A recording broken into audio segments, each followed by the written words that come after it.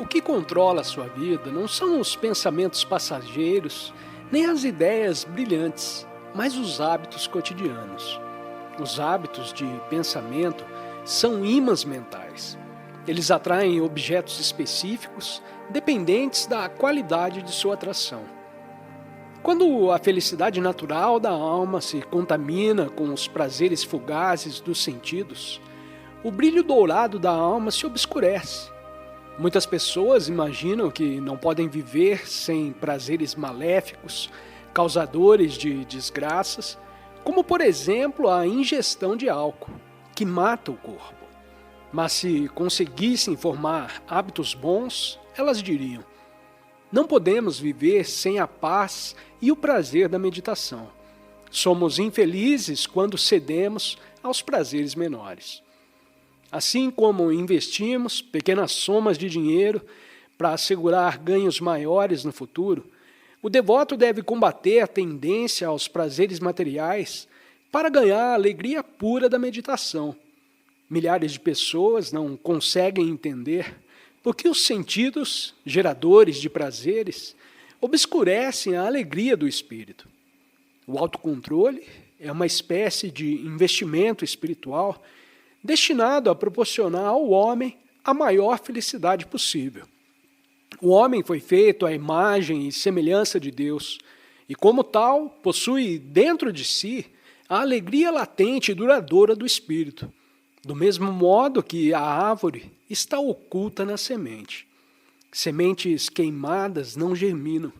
Assim também a semente da alegria da alma, uma vez tostada pelas chamas dos desejos materiais, não consegue produzir a árvore perene da felicidade.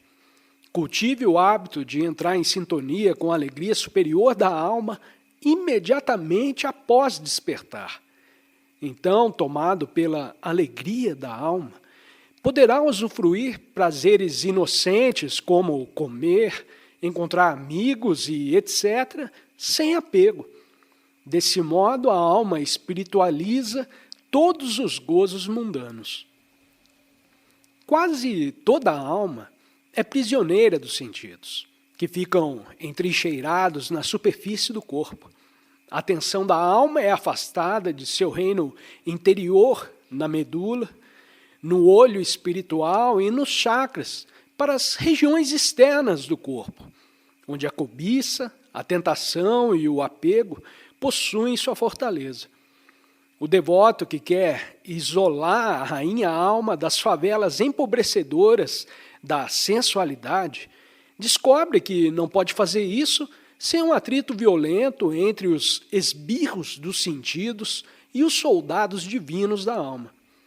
Quando o devoto ultrapassa a fase inicial da meditação e chega ao meio da fase de autorrealização, ele percebe que seus hábitos bons e maus se defrontaram no campo de batalha da consciência. A meditação é o tambor interno que desperta os hábitos bons e maus de seu sono de indiferença e os obriga a cobrar forças para obter a vitória contra a consciência do devoto. Quando a pessoa está totalmente sob a influência dos maus hábitos, os bons não oferecem nenhuma resistência. Só quando o devoto tenta cultivar os bons hábitos da concentração, serenidade e paz, é que os maus hábitos da inconstância, agitação e inquietude criam resistência psicológica. O principiante espiritual, entusiasmado ao começar a prática da meditação, não percebe a resistência dos maus hábitos. Esses não atentam para a invasão silenciosa dos bons hábitos no principiante espiritual. Só quando o principiante espiritual nota o que está acontecendo e luta tenazmente para estabelecer os bons hábitos no reino da consciência, é que os maus hábitos começam a ter medo e fazem furiosas tentativas para expulsar os bons intrusos. Quando o devoto começa a usar a percepção da alma e os bons hábitos para combater os maus, nota que seu coração está cheio de compaixão por esses últimos. pois parecem pertencer a ele e ser-lhe caros. Em outras palavras, o devoto, embora sabendo o que precisa fazer, descobre ser difícil desalojar os velhos hábitos queridos da impaciência, da ação contínua, da dieta errada e dos prazeres sensoriais, pelos impiedosos e valentes soldados da calma, do êxtase e do autocontrole. O grande método para liquidar os maus hábitos é a concretização do despertar de Deus, os bons hábitos da meditação. Quando o hábito da ilusão precede o hábito da sabedoria e se instala na alma, a única saída consiste em usar a força de vontade para meditar profundamente todos os dias até que o contato com Deus, fascinante e abençoado, se estabeleça em definitivo e possa ser reproduzido voluntariamente na consciência. É tão fácil ser pacífico e alegre quanto ser preocupado e inquieto. Jamais se esqueça de sorrir. Não um sorriso dissimulado, falso, mas um sorriso honesto, radiante, originário de um coração iluminado e jubiloso. Desenvolva o hábito de sorrir, não importa o que aconteça, e assuma o controle total de seus pensamentos. Eles melhoram ou pioram sua vida. As pessoas dão muita atenção ao seu ser físico e pensam excessivamente sobre o que devem comer e quanto devem dormir. Tudo é uma questão de vontade. Eu nunca me senti cansado na vida e só durmo cerca de 5 horas por mês. Nunca como de manhã e no almoço prefiro uma refeição leve. De preferência, frutas, castanhas fatiadas e, às vezes, até um ovo. No jantar, me contento com uma salada. Minha vida inteira foi dedicada ao estudo do Yogoda. O que fiz, outros também podem fazer. Os bons hábitos são seus melhores auxiliares. Preserve a força deles, estimulando-os por meio de boas ações. Os maus hábitos são seus piores inimigos. Contra a sua vontade, eles o obrigam a fazer coisas que o prejudicam. Deixe-os morrer à míngua, negando-lhes alimentos ou más ações. A verdadeira liberdade consiste em agir de acordo com um julgamento correto e não sob a pressão dos hábitos. Coma o que deve comer e não necessariamente o que costuma comer. Faça o que deve fazer e não o que seus hábitos exigem. Bons e maus hábitos precisam de algum tempo para adquirir força. Maus hábitos, muito fortes, podem ser desalojados por bons hábitos, se esses forem pacientemente cultivados. Primeiro substitua os maus hábitos por bons hábitos em tudo. Depois cultive a consciência de estar livre de todos os hábitos. O reino dos céus é semelhante ao homem que semeou boa semente no seu campo. Mas enquanto os homens dormiam, veio o inimigo dele e semeou o joio no meio do trigo e retirou-se. E quando a erva cresceu e produziu fruto, apareceu também o joio. Então, vindo os servos do dono da casa, lhe disseram: Senhor, não semeaste boa semente no teu campo? De onde vem, pois, o joio? Ele, porém, lhes respondeu: Um inimigo fez isso. Mas os servos lhe perguntaram: Quer que vamos e arranquemos o joio? Não, replicou ele. Para quê? Ao separar o joio, não arranqueis também com ele o trigo? Deixe-os crescer juntos até a colheita, e no tempo da colheita direi aos ceifeiros: Ajuntai primeiro o joio, atai-o em feixes para ser queimados, mas o trigo recolhei-o no meu celeiro. O reino da realização divina pode ser comparado ao homem que, graças a uma meditação profunda e diária, semeou boas sementes de experiências espirituais no campo de sua consciência.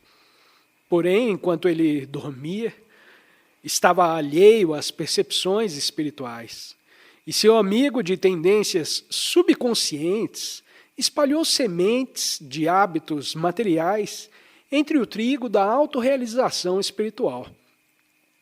Quando as hastes do desenvolvimento espiritual cresceram e deram frutos de bênção espiritual e sabedoria, ele descobriu que havia sido também acossado por sementes de dúvidas íntimas, medo e sensação de impotência para resolver os mistérios de Deus. Os servos, o autocontrole e disciplina espiritual perguntaram ao mestre: devoto, de onde veio esse joio dos obstáculos espirituais em ti? E o devoto respondeu: mas tendências subconscientes espalharam secretamente sementes de hábitos materiais, juntamente com as de meus hábitos espirituais. E os servos perguntaram: queres que teus servos do autocontrole desçam a mente subconsciente para remover o joio ali enraizado?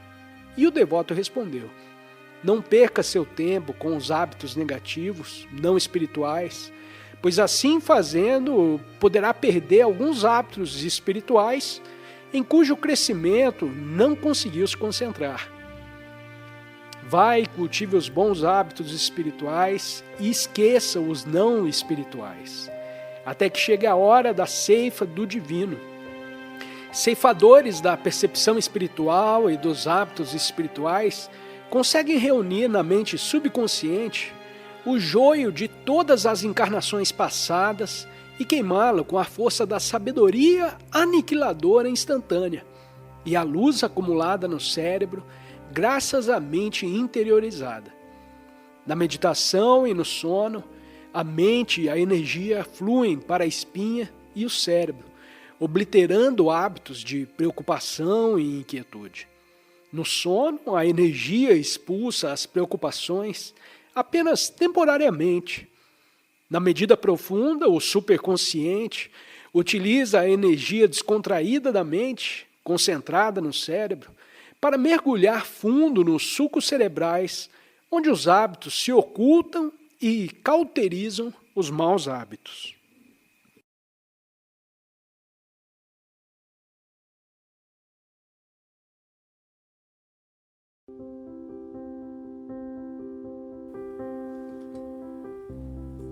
Os povos orientais têm, via de regra, uma inclinação espiritual, levando a vida filosoficamente e cultivando uma tendência natural à contemplação.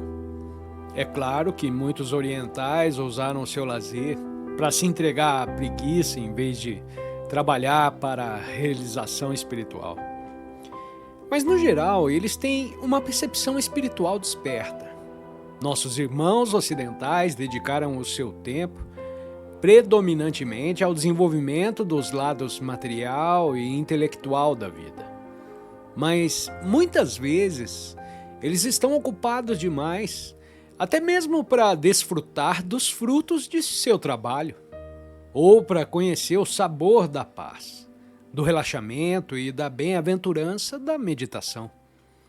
Tornam-se escravos por compromissos menos importantes e se esquecem do seu compromisso mais elevado com a vida ideal e feliz do contato com Deus. Devido ao uso excessivo de máquinas, os ocidentais têm essa vantagem sobre os seus irmãos orientais. Eles podem usar o tempo assim economizado para avançar mais nos estudos mais profundos da vida. As atividades comerciais e o dinheiro se destinam ao conforto e aperfeiçoamento do homem. Ele não deve permitir que a ganância cega por eles roube a sua infelicidade e a realização de objetivos mais elevados. 6 dias e noites completos de existência mecânica e parte de um dia para o cultivo do eu interior não é um modo de vida equilibrado. A semana deve ser dedicada ao trabalho, diversão e cultura espiritual. 5 dias para ganhar dinheiro, 1 dia para descanso e diversão, e pelo menos 1 dia para introspecção e realização interior. No mundo ocidental, a vida é muito rápida. O Oriente tende a ir para o outro extremo. É preciso encontrar um equilíbrio. Todo homem deve ter algum tempo livre para se encontrar. Um dia por semana, domingo, não é suficiente porque é seu único feriado e ele quer descansar. Está cansado demais para meditar.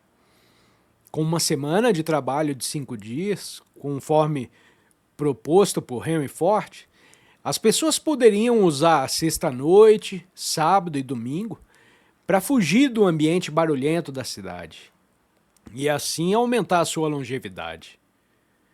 Um chefe de polícia de Chicago relatou um estudo que diz que a longevidade do homem poderia ser aumentada em 11 anos se os ruídos da cidade fossem cortados e o sistema nervoso do homem se acalmasse com isso. Quase todas as famílias da América podem comprar algum tipo de automóvel e com ele podem sair das cidades no fim de semana e se refrescar nos retiros pacíficos da natureza, vivendo a vida dupla de um eremita na floresta e um guerreiro na floresta, no campo de atividade mundana. Já que a sabedoria suprema, saber tudo o que pode ser conhecido pelo uso máximo da ração humana, é o objetivo humano, então por que não aprender a arte de viver corretamente? As pessoas perdem o equilíbrio e sofrem de loucura financeira e mania de negócios apenas porque nunca tiveram a oportunidade de cultivar hábitos de uma vida equilibrada. Não são nossos pensamentos passageiros ou ideias brilhantes, mas os nossos hábitos diários que controlam as nossas vidas.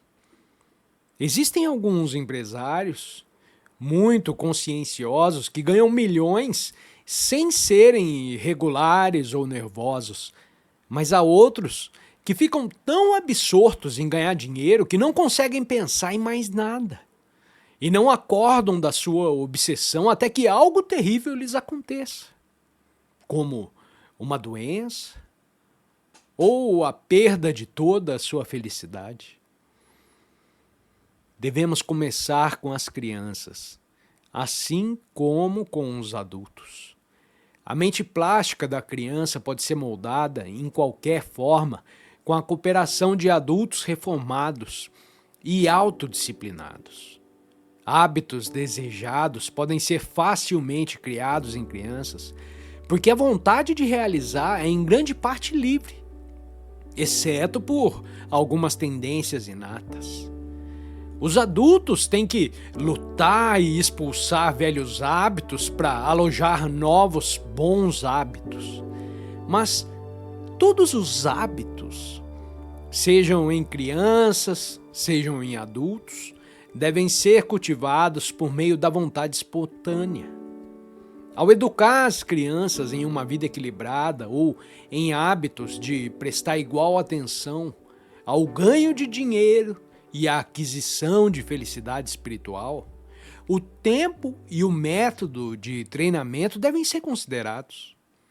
Muitos psicólogos dizem que os últimos períodos da vida são apenas repetições do treinamento recebido entre os 2 e os 10 ou 15 anos de idade. Os sermões espirituais inspiram as mentes das crianças a uma ação melhor. Mas isso é tudo. A disciplina prática real é necessária para torrar as sementes dos hábitos pré-natais de vidas passadas, alojadas nas mentes subconsciente e superconsciente. E isso só pode ser feito direcionando para dentro o poder cauterizador da eletricidade da concentração. As crianças devem ser criadas com a ambição espiritual de ganhar dinheiro apenas para servir. As crianças modernas são, em sua maioria, criadas em um ambiente errado, onde ganhar dinheiro é o objetivo. Então elas tentam ficar ricas rapidamente. mesmo pelo método do assalto. A razão deles argumenta que, se ganhar dinheiro por qualquer meio é o objetivo, então por que os métodos de retenção não deveriam prevalecer? Está nas mãos dos adultos de hoje elevar os cidadãos de amanhã, educando as crianças para uma vida equilibrada. Enquanto os adultos permanecerem embriagados com uma vida material unilateral, as crianças seguirão esse exemplo e suas esperanças permanecerão insatisfeitas. Para salvar o futuro do mundo, salvando as crianças, o adulto moderno deve acordar e cultivar uma vida equilibrada de hábitos espirituais e materiais. Muitos chefes de empresa conseguem trabalhar apenas 5 dias por semana, das 9 da manhã às 3 da tarde, e geralmente tiram folga aos sábados e domingos. Eles têm um pouco de equilíbrio, mais vida familiar, mas eles passam a maior parte do seu tempo livre jogando golfe, dançando, indo ao cinema, em vez de dedicar algum tempo à cultura espiritual. Para levar uma vida equilibrada, os adultos devem se educar para perceber que as ambições dos negócios devem ser apenas para fazer a nós mesmos e aos outros felizes. Sem esse ideal, a atividade comercial extenuante vai acabar produzindo nervosismo, falta de qualidade social, avareza, ganância e desrespeito por todos os bons princípios. Ao realizar o verdadeiro propósito da atividade comercial, servir para o benefício dos outros e de si mesmo, a vida pode ser realmente feliz. Eu acho que o senhor Henry Ford inaugurou uma nova era na espiritualização da vida empresarial, ao propor uma semana de trabalho de 5 dias. O sábado foi feito por causa do homem e não o homem por causa do sábado.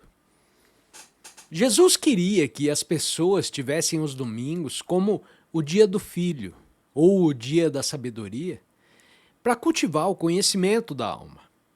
Mas quando as pessoas estão tão ocupadas a semana toda, elas querem os domingos para relaxamento e diversão, em vez de entregá-los a Deus e à introspecção. Os clérigos e padres que se opõem a ter filmes e diversões aos domingos devem simpatizar e cooperar com um plano de Henry Ford. O homem trabalhador poderia utilizar o sábado para relaxar, cuidar do jardim, divertir-se de forma saudável. E então ele se sentiria livre e feliz em usar o domingo total e exclusivamente para assistir aos serviços religiosos, para autodisciplina espiritual através da prática das técnicas de concentração, meditação, para alcançar a paz interior e a comunhão com Deus. Eu conheço muitos homens de negócios proeminentes e inteligentes que no fundo do coração estão descontentes e anseiam por Deus e sabedoria, mas são irremediavelmente levados por seus hábitos de trabalho e por muitos compromissos sociais. Seu maior envolvimento com Deus, a verdade, estudos superiores e mais vida doméstica é sacrificado para ganhar dinheiro ou socialização inútil. É extremamente necessário que os patriotas do mundo real, amantes da verdade, cooperem para tornar o sábado um dia de diversão e relaxamento, e o domingo um dia exclusivamente para cultivar hábitos de meditação, associação com boas pessoas, bons princípios e o bem maior, Deus, bem-aventurança interior.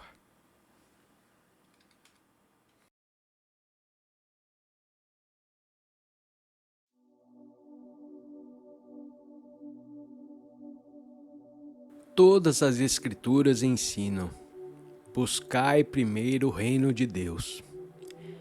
Mas veja como as pessoas separam da sua vida diária as doutrinas espirituais que leem ou então que ouvem na igreja. Ao praticar e aplicar os princípios da verdade, você perceberá a praticidade de todas as leis espirituais, mentais e físicas. Quando você lê as escrituras superficialmente, você não obtém nada delas. Mas se você lê a verdade com concentração e realmente acreditar no que lê, essas verdades funcionarão para você. Você pode querer acreditar. Você pode até pensar que acredita. Mas se você realmente acreditar, o resultado será instantâneo. Existem vários graus de crença. Algumas pessoas não acreditam em nada. Alguns querem acreditar. Outros acreditam um pouco e alguns acreditam até que a sua crença seja testada. Estamos tão certos de nossas convicções até que elas sejam contrariadas. Então nós ficamos confusos, inseguros. A fé é uma convicção intuitiva, um conhecimento da alma que não pode ser abalado nem mesmo por contradições. O propósito prático por trás da injunção bíblica de buscar a Deus primeiro é que uma vez que você o encontrou, você pode usar o seu poder para adquirir as coisas que o seu bom senso diz que são certas para você ter. Tenha fé nessa lei. Em sintonia com Deus, você encontrará o caminho para o verdadeiro sucesso, que é um equilíbrio entre a realização espiritual, mental, moral e material. Alimente o pensamento: devo encontrar Deus. Deixe que esse pensamento predomine ao longo do dia, especialmente nos intervalos de tempo entre outras obrigações. Transfira sua atenção para as preocupações mais importantes da vida. Muito tempo é desperdiçado em interesses superficiais. Quando os alunos estão comigo, eu sempre volto a atenção deles para Deus. Eles podem dizer: "Ah, olha que oceano lindo!" Ou então dizer: "Olha, esses jardins são tão lindos!" E eu lhes digo: fiquem quietos. Não sinta que precisa falar o tempo todo. Vá para dentro e você verá a beleza por trás de toda beleza. A maioria das pessoas são como borboletas, voando sem rumo. Eles nunca parecem realmente chegar a algum lugar ou parar por mais de um momento antes de serem atraídos para alguma nova diversão. A abelha trabalha e se prepara para tempos difíceis, mas a borboleta vive apenas para hoje. Quando chega o inverno, a borboleta se foi enquanto a abelha armazenou comida para viver. Devemos aprender a colher e armazenar o mel da paz e do poder de Deus. Tipos de borboletas inquietas estão concentrados em filmes e atividades inúteis. Se você tem Deus em primeiro lugar, não há problema em ir ao cinema de vez em quando, mas na maioria das vezes é uma perda de tempo. Nos estágios iniciais do caminho espiritual, você deve procurar lugares tranquilos, onde possa ficar sozinho regularmente e ficar livre para pensar em Deus. Quando estiver com as pessoas, esteja com elas de todo o coração. Dê a eles o seu amor, a sua atenção, mas também reserve um tempo para você ficar a sós com Deus. Raramente eu vejo alguém pela manhã e esse é o meu tempo de reclusão. E não misture muito com o conjunto social. Não há felicidade nisso. Seja seletivo sobre sua empresa. Escolha um homem sábio ou alguns bons amigos que irão incutir pensamentos espirituais em você e ocupe-se com Deus. Ler livros que valem a pena é muito melhor do que gastar tempo com tolices, não é? Mas melhor do que ler livros é a meditação. Concentre a sua atenção dentro. Você sentirá um novo poder, uma nova força, uma nova paz no corpo, na mente e no espírito. O seu problema na meditação é que você não persevera o suficiente para obter resultados. É por isso que você nunca conhece o poder de uma mente focada. Se você deixar a água barrenta parada por muito tempo, a lama se depositará no fundo e a água ficará clara. Na meditação, quando a lama dos seus pensamentos inquietos começa a assentar, o poder de Deus começa a se refletir nas águas claras da sua consciência. Você sabe por que algumas pessoas nunca conseguem adquirir saúde ou ganhar dinheiro, por mais que elas pareçam tentar? Em primeiro lugar, a maioria das pessoas faz tudo sem entusiasmo. Elas usam apenas cerca de 1/10 da sua atenção. É por isso que eles não têm o poder de sucesso. Além disso, pode ser o karma deles, os efeitos de suas ações erradas passadas, que criaram neles uma condição crônica de fracasso. Nunca aceite limitações kármicas. Não acredite que você é incapaz de fazer qualquer coisa. Muitas vezes, quando você não consegue fazer algo, é porque decidiu que não pode fazê-lo. Mas quando você convence a sua mente do seu poder realizador, você pode fazer qualquer coisa. Ao comungar com Deus, você muda o seu status de ser mortal para um ser imortal. Quando você fizer isso, todas as amarras que te limitam serão quebradas. Essa é uma grande lei para se lembrar. Assim que sua atenção estiver focada, o poder de todos os poderes virá e com isso você poderá alcançar o sucesso espiritual, mental e material. Eu usei repetidamente esse poder na minha vida e você também pode fazer isso. Eu sei que o poder de Deus nunca pode falhar. Embora todos os outros poderes que você adquirir tragam pedaços de sucesso, esse sucesso não vai durar. Embora todos os outros poderes que você adquirir tragam pedaços de sucesso, esse sucesso não vai durar. Mas quando a sua atenção se tornar divinamente centralizada, ela sempre arderá como uma grande luz que revelará Deus. Quando um problema o frustrar, quando você não encontra a solução e ninguém para te ajudar, entre em meditação. Medite até encontrar a solução. A solução virá. Eu testei isso centenas de vezes e eu sei que o poder de concentração da atenção nunca falha. Esse é o segredo do sucesso. Concentre-se e não pare até que sua concentração esteja perfeita. Então, vá atrás do que você quer. Como ser mortal, você é limitado, mas como filho de Deus, você é ilimitado. Conecte a sua concentração com Deus. Concentração é tudo. Primeiro, vá para dentro. Aprenda a focar sua mente. Aprenda a sentir o poder de Deus. Então vá atrás do sucesso material.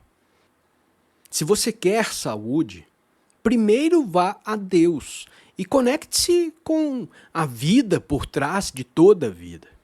Então aplique as leis de saúde. Você verá que isso é muito mais eficaz do que depender apenas de médicos.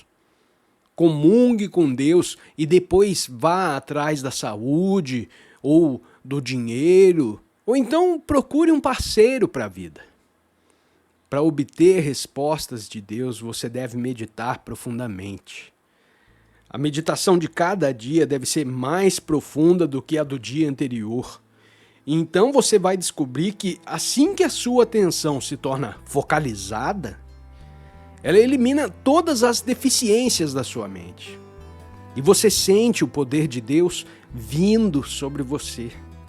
Esse poder de destruir todas as sementes do fracasso. Quando eu comecei nesse caminho, eu estava muito inquieto na meditação. Mas chegou um momento em que eu fiquei sentado por 48 horas, completamente absorto no êxtase de Deus. Pense nesse poder. Concentre-se nesse poder. Cuidado com o seu tempo. Não desperdice. Você decide fazer uma viagem rápida à cidade para conseguir algo do que precisa, mas com que facilidade outras coisas o distraem? Antes que você perceba, você se foi por horas.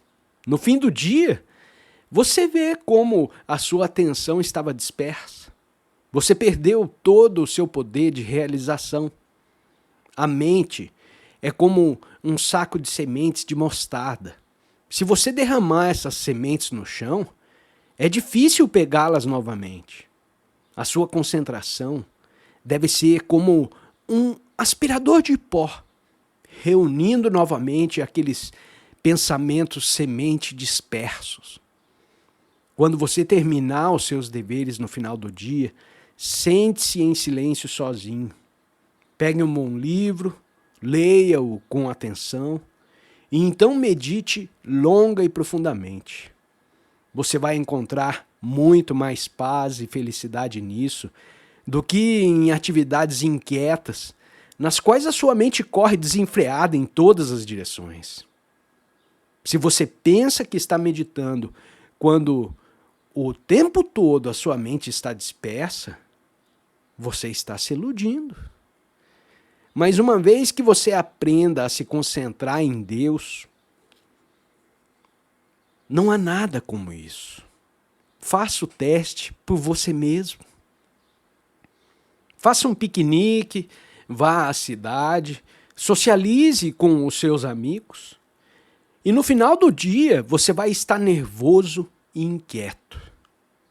Mas se você cultivar o hábito de passar um tempo sozinho, em casa, em meditação, um grande poder e paz cairão sobre você.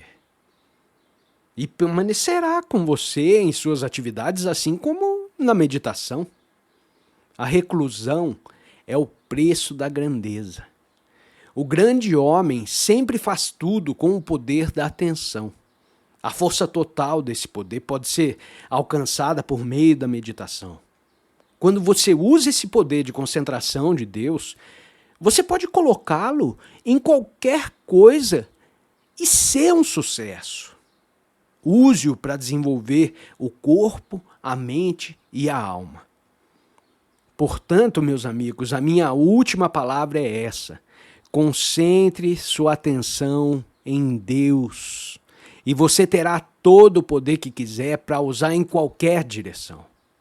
E se você seguir fielmente os métodos científicos da autorrealização, de concentração e meditação, você verá que não há uma maneira mais rápida ou segura de se unir a Deus.